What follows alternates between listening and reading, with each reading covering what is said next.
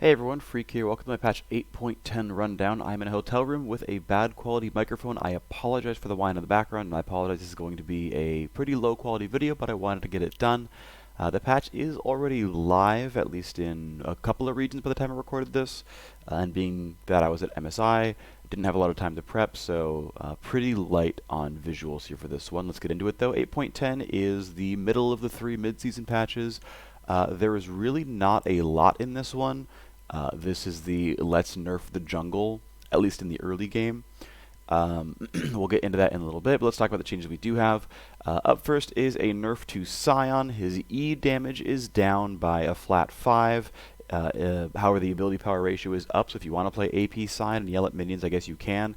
You can make up for 5 damage very easily. But the big nerf is the next line right here, secondary target damage. 1.3x damage is now gone to things you've knocked minions back into. And that is a really big deal. That ends up being, by the end of the day, at max rank, a 25% damage nerf. You lose 25% of damage to the ability, so instead of it doing like 280 damage, it does 205. That's about where the numbers line up. You can make up for that with ability power by the end of the day, so AP Scion again can yell at minions, but a 0.5 AP ratio is not going to carry that champion. AP Scion will be very, very weak unless your other stuff can carry the load, and I don't think it's going to happen. The big thing, though, is the fact that he's getting new utility, which is armor reduction to everything, and that reduction being 4 seconds long. So the goal seems to be that you're going to make E a 1-point wonder instead of your maxed ability, but because you've landed the E and they're slowed and their armor shredded, now you can land a max rank Q. Keep in mind Q's level incentive went up a patch or two ago, so we probably now see Q max Scion all the time.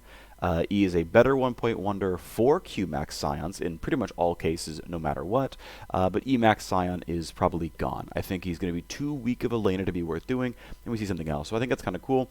That's nice. Nice little bug fix here. Highlight as you're no longer trolls, that's great. Okay, next up, nerfs to Dr. Mundo. He gained a ton, especially in top lane with the last patch's buffs to his R. The Regen ended up being insane, so hey, he gets some more cooldown. And I think cooldown is actually the right nerf. The cooldown is still, by the way, pretty short. He's always going to buy Visage, so he's going to have at least 10% CDR all the time. And honestly, 90 seconds is still pretty short for an ultimate. It's reasonable for a selfish ultimate. Like teamfight ults like Galio and stuff are going to have longer, but this is fine, I think. Basically, the reason I like cooldown as the nerf, though, is because Mundo would often just ult out of combat and be full HP every other wave, and it was impossible to lane against him. Top lane Mundo gained the most because abusing massive health regen is a thing that top lanes like to do. Either way, glad this is going to be the nerf. It's only 10 to 20 seconds. This won't do all that much. Yes, it's a cost nerf as well, which of course can matter, but either way, he's still going to regen to full outside of combat and in a battle. I mean, it generally speaking will be up all the time. I think Mundo will remain a very, very strong top laner. Poppy, as I say here in the context for the changes, wasn't intended to be nerfed last patch, did lose about, I think it was like 0.8% win rate, so they're getting 5 move speed back. Poppy still did lose that little bit of move speed on the W active, but again, it's a 1-point wonder and was up until level 14 anyway, so it went from a 12% amp to a 10% amp, not a very big deal. So Poppy's going to be about as fast as she was before, and yeah, I mean, the thing is, Poppy still feels like she's a little bit weak, but I think people will learn how to combo with the ultimate a bit better, and she'll gain a little bit over time, to the point where maybe like you see her in certain competitive comps, but I'm not really sure. I do still think that ult is super strong now. Next up, changes to AP Zack. Basically, they're making AP Zack a burst mage, which, sure, I guess that's fine. I did see some comments on Reddit saying that it nerfed technically if you were going like sorcery secondary in your runes, and then you had some early AP with unstable matter and whatnot. I'm not sure exactly how much that damage changes, because of course you're getting it back here with the E in your jungle clear, but I assume it's still going to be a nerf. So Zack is an even weaker early jungler. I don't think that the differences are really that large, though. It's not going to be that big of a deal, I think, overall, so kind of whatever to that. 20 mana off Bard W is really nice to see. That thing is super expensive, and if your AD carry was having a bad landing phase, healing him ended up just trolling you super hard because it denied a full spell, so I'm kind of glad that Bard has a slightly easier time doing that. That's kind of nice. I think Bard is generally reasonably viable. I don't think he like super needs buffs, and this is honestly a very small buff. It's a feel-good buff, which I think is also fine. Next up, a little small thing to Kindred. I have accidentally trolled my team with this before. I didn't realize this was not a mechanic when it first happened, but you could steal scuttles from your opponents, and it's nice that you no longer can. If Kindred has blue marked and goes for the invade and hands over blue to the allied mage, now it doesn't lose the mark, and that's kind of nice. So, shout out to Kindred, who's also been seen in competitive play, so Kindred apparently viable and competitive. Next up, changes to Runic Echoes. Basically, loses the move speed but gains mana and CDR instead. As far as raw gold values are concerned, this is actually a buff to the item. Now, I know a lot of people don't like to think that mana is a worthwhile stat. That is, well, now that there's all those mage changes where their max mana is down, that is actually no longer true. Mages really do need some more max mana in their builds, so this helps compensate for that to a certain degree. But keep in mind that basically the loss of move speed can affect certain champions quite a bit. I spot-checked 3 champions. I looked at Evelyn, Nidalee, and Fiddlesticks as 3 of the most common mage junglers. Evelyn actually gained win rate on this patch. Fiddlesticks lost win rate, and Nidalee was about the same. Not really surprised that, Fiddle wanted move speed, being that that's really a thing he cares about. But it turns out, yeah, Evelyn likes having a lot of mana, and turns out likes having a lot of CDR. And Nidalee was kind of mixed between the two because she can hop, so the move speed's not that important, even though she's kind of melee. And it turns out CDR is really good stats. So, I mean, Runic Echoes is not a straight nerf. It does hurt things like AP Zack, interestingly enough, which got buffs, so kind of XD. And it hurts things like Rumble in the jungle as well, where a lot of this gold budget is into mana. On a pure gold perspective, CDR of 10% is not quite worth as much as 7% movement speed. It's reasonably close, though.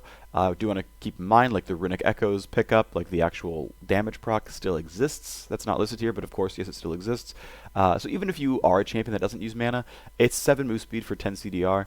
Those are reasonably close. And I don't think it screws you that hard. And honestly, CDR is a jungle clear stat. So if you are kind of a battle mage kind of thing, where again looking at like a Nidalee or an Evelyn, where you're going to cast spells a lot to clear your camps, 10 CDR is actually a clear speed stat. So honestly, not the end of the world in my opinion. A lot of these mages are going to be in the same spot. It just means they have a mana pool to deal with a little bit later on. Changes to Warding Totem, longer duration, longer charge timer. This is actually a buff to the Warding Totem in and of itself because the duration is up 50%, but the cooldown is only up 33%. So your Warding Totem uptime is higher. Their goals here, as they're saying up here, is good versus bad wards are going to be a bigger difference. If you place a bad ward and it goes and does nothing, you've got no wards for longer.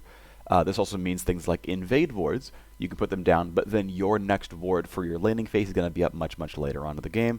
The fact that your charge timer, is up to 240 instead of 180 can be a really big deal for your safety, of course.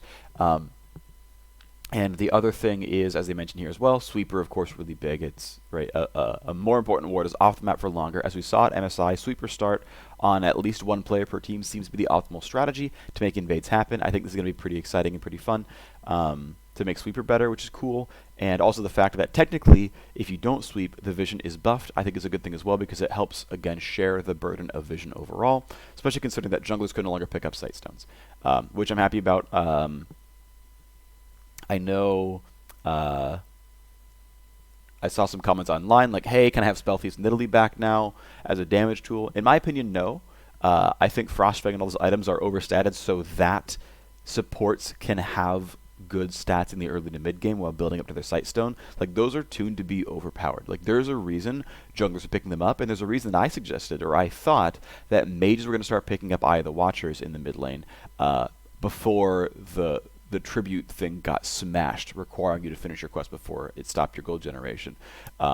So I think those items are super overtuned, so that supports have items to play with. So I would not like to see this, like any of these other changes, reverted. Either way, junglers can no longer buy a Sightstone. Okay, moving on. Next up, I guess they're just buffing some more runes. I really, really do like that they are consistently coming back to the runes every couple of patches and trying to buff things up, nerf things as needed, and try to really ensure there is variety in rune choices. That is awesome. I am happy to see that. So, Cheap Shot going up by about 20% in damage. Actually, even a lot more than that, because at level 18, 30 becomes 60, and Cheap Shot is true damage. That's a really, really big deal. This is really insane. This is a very, very large buff. I feel like adding 30 true damage to your burst combo can really mean a lot. Ingenious Hunter for the active item CDR going to be, of course, a bit better early on, which is quite nice to see. So that's cool. I'm very happy to see that. Sorry, I'm hearing sounds in the hotel. We're good. Yeah, honestly, Ingenious Hunter is something I'm very excited about because I like playing like Echo and Fizz and getting Proto Belt and Zonies and all that. And if you don't have a good game, this is just not a good rune. So nice to see that's a bit better early on. In general, Ravenous Hunter and Relentless Hunter, which is the Spell Vamp and move speed, tend to slightly outperform. So just small buffs for Ingenious Hunter. Right at 5 kills, it's the same. But a little bit better early game, that's kind of nice. Phase Rush, but better early game as well. Is actually the optimal keystone on Xin Zhao is the new discovery, as I realized. Phase Rush Xin Zhao pretty strong, though a lot of people know that already. It's been pretty popular, but that's cool to see. Yeah, I think the rune is slightly weak, so nice to see that getting moved around. Also, I know a lot of like the battle mages potentially lost a good keystone in Unsealed Spellbook. I have not gotten to play with new Spellbook yet because I've been at MSI doing other things. So hopefully that rune is cool. And if it did like leave some of the champions' pools though, then Phase Rush was often a rune that those types of champions tended to pick up. So Phase Rush slightly buffed. That's cool. I no longer know how good this is compared to Storm Raider Surge, how close the move speed is to that, but it's getting closer, I'm pretty sure, so that should make a lot of people happy. Next up, nerfs to some of the Resolve runes, and buffs to some of them as well. Yeah, Bone Plating overperforming, so is Chrysalis. That's good to see. Demolish. As far as the math is concerned, like if you're like a 500 health champion, because the scaling on Demolish is this base value plus 30% max HP, it was up to like a 20% or so damage buff in the very early game.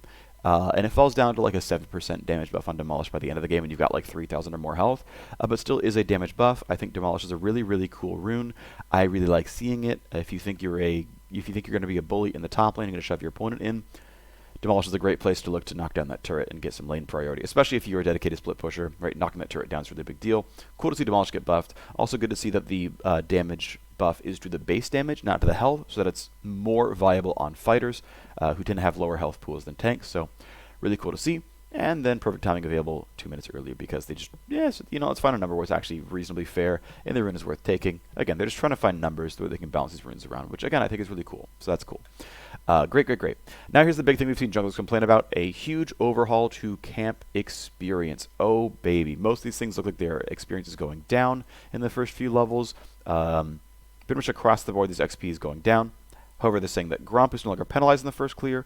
Krugs, Razorbeak, no longer penalized in the first clear, and large Krugs, first clear, not penalized nearly as much. Basically, I ran the numbers on that, and here you go.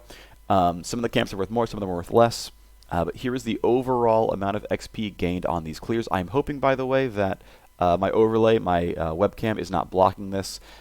If it is blocking it, the right-hand side for total XP on a full clear, including buffs, is 86%, 82, 88, 95. Then at level 6, it's 101%, and level 7, it's 108%. For the no buff clear, if for some reason like you've gone through the first set of buffs and now you've reset into the jungle once again, it's 94% at level 2, 84, 91, 97, and at level 6 it's buffed once again, 104%, 111%. So there is more XP in the jungle once everyone has ultimates, but there's less XP in the jungle before that point.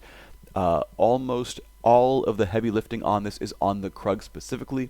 At all points in time, Krugs are worth a lot more experience, which means if you're a jungler who is good at killing Krugs, that's going to be your cash cow. If you're a jungler who ignores Krugs, you're going to be behind for a lot. And in fact, even in the end game, when the overall clear is worth more, the Krugs are doing heavy lifting there. A lot of the camps are worth the same or less overall experience.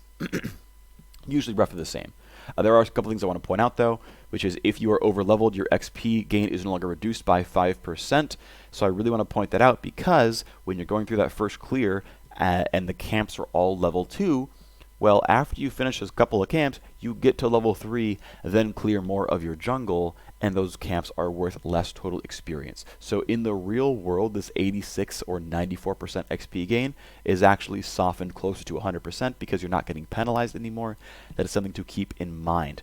Also, again, if you are power leveling as a jungler, and you're getting ahead of the game, you're playing hard farm Shyvana, you're not getting penalized anymore as well. And in addition to that fact, these camps are going to be worth more XP by the end of the game. So the idea of, oh my gosh, the junglers are screwed, I think is wrong. Absolutely the early impact is down. That is the express goal of these changes. But not even counting scuttles, and this is the math I ran to, not even counting the buffed scuttles, there is eventually more XP in the jungle. Okay, next thing up is the Rift Scuttle changes. It is significantly tankier. in the early game, but doesn't get as tanky in the end game, so it's a quicker kill later on, which is nice for champions who don't have hard CC. Like Shyvana trying to kill that thing later on feels terrible.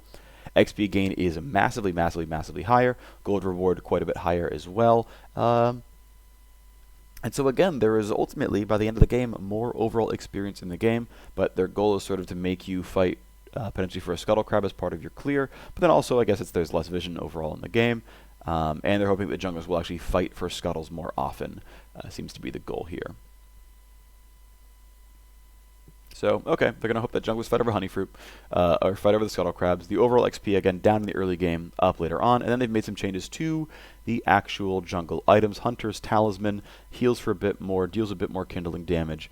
No longer amp 275 with bonus HP, though, so it's an average between the two. Instead of 45 to 75, it's just 60 all the time. The mana regen of 150% while in the jungle is changed to 40 mana per 5 based on missing mana. The first thing I saw with that, and I forgot to do all the changes now because I didn't realize I didn't read through all the changes, but let's talk about real quick this mana regen thing. They were considering this change back in like 8.6 or something, and I ran numbers on it back then.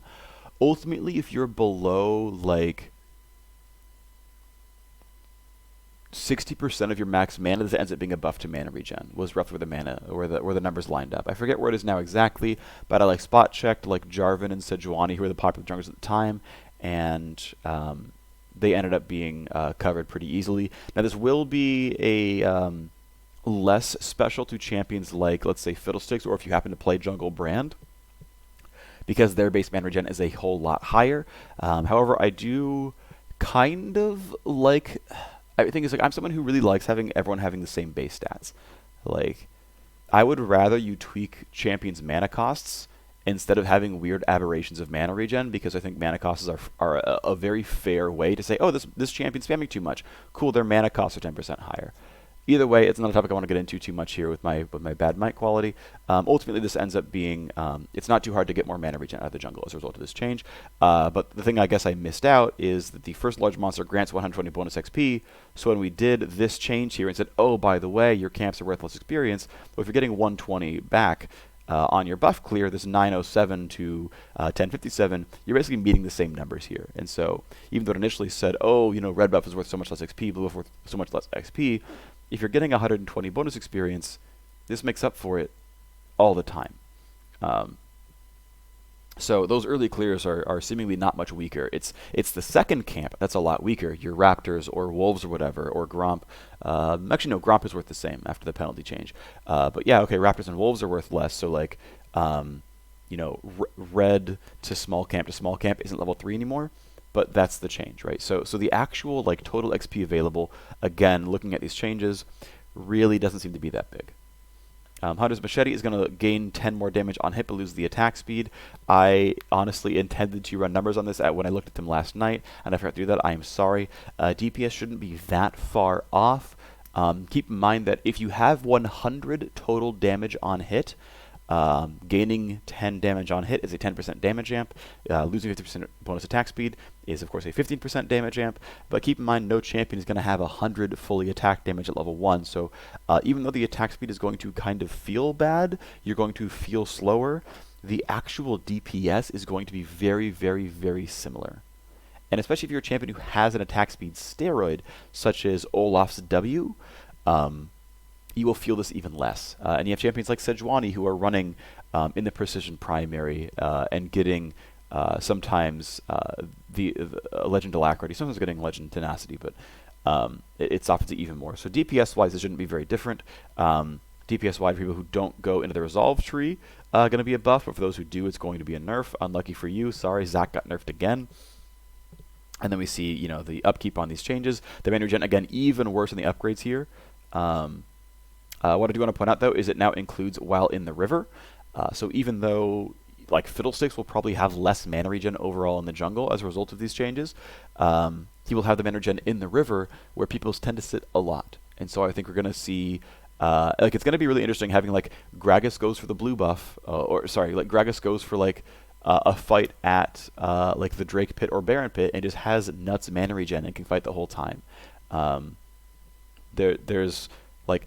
It is theoretically possible that a mid laner just buys a Hunter's Talisman, and then as they roam down the mid lane, just get a bunch of mana back. I think it's incredibly unlikely, but possible. But possible. Of course, you'd need Smite to do that, so that seems really unlikely. But I'm just saying, this is like a good enough change in some cases that it might actually change player behavior. Unlikely as it might be, I think it's still a possibility. Changes to bounties no longer worth global gold. I'm going to assume, by the way,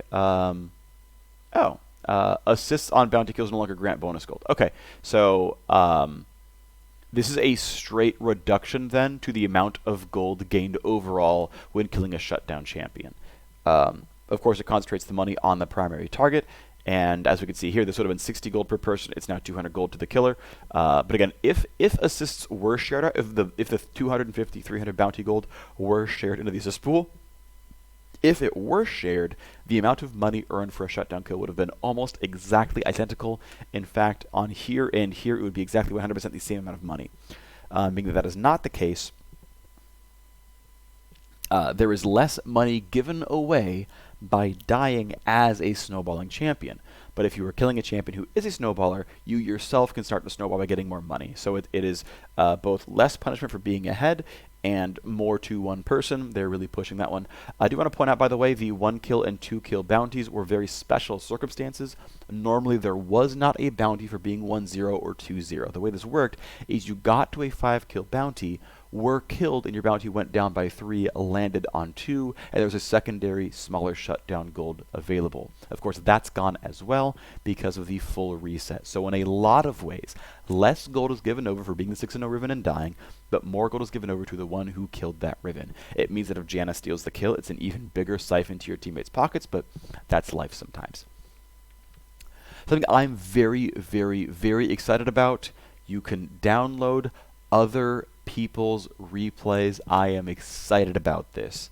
I definitely want to be able to go grab a double lift game or a reckless game or a sneaky game or Prey or whoever and say, cool, I can actually watch their laning phase from the beginning and take notes on how to lane properly. This is something that I think is very, very valuable.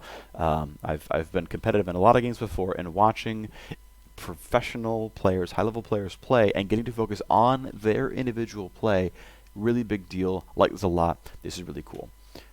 Some league client bug fixes, that's really cool. A bunch of game bug fixes. Some skins coming out, Pulsefire Riven, Pulsefire TF, Pulsefire Shen. That all seems really sweet.